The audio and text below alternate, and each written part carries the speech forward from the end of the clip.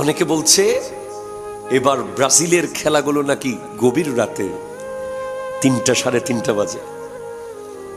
তো আমি মনে মনে বলছি নিশ্চয়ই 10 বছর, 15 বছর, 20 বছর যারা ফজরের নামাজ পড়তে উঠে নাই কোনোদিন, আমার মতো, আমার উস্তাদদের মতো, তার উস্তাদদের মতো শত শত আলেম নামাজের ওয়াজ করে যাদেরকে ফজরে তুলতে পারে নাই, ওদেরকে খ্রিস্টান ইহুদি প্লেয়ার ঘুম থেকে তুলবে। কথা বলেন ঠিক কিনা? জোরে জোরে বলেন। আপনি দেখবেন এগুলো ভয়ঙ্কর চিন্তার বিষয়।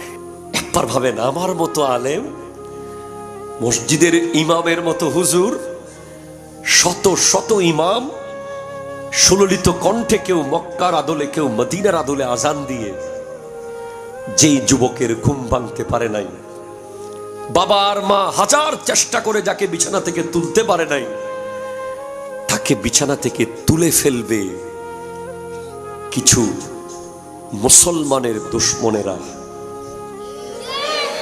আমি কোনো প্লেয়ার বলবো না।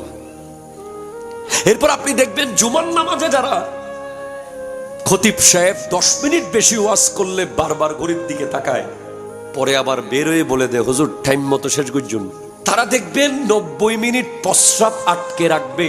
এরপরে আরো 20 মিনিট, আধা ঘন্টা, পারলে যদি পায়খানার হাজত আসে সেটাও আটকে রাখবে। এরপরে আরো 15 মিনিট যদি বলে অমুক বাড়িতে আগুন লেগেছে, এসে বলবে আগুন পরে নিবাবো। কতটুকু আসক্ত হয়েছি।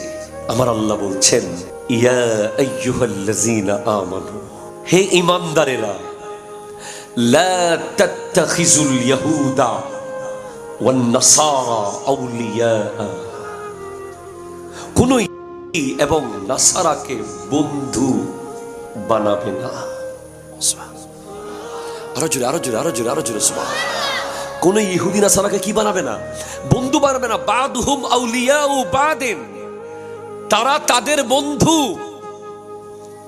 ওয়ামান ইয়াতাওয়াল্লাহুম মিনকুম, তোমাদের মধ্যে কেউ যদি এই বিষয়টাকে অ্যাভয়েড করে না মেনে তারপরেও ওদের বন্ধুত্বকে রিসিভ করে নেয়, ফাইন্নাহু মিনহুম, সে তাদের, সে আল্লাহর না। সে কাদের? তাদের। সে আল্লাহর না, সে ইহুদিদের, সে মুসলমানদের না, সে ইসলামের না। ইন্নাল্লাহা লা ইয়াহদিল কওমাজ জালিমিন, আল্লাহ কোন জালিম সম্প্রদায়কে হেদায়েত করেন না। ঠিক কিনা? জোরে কথা বলেন।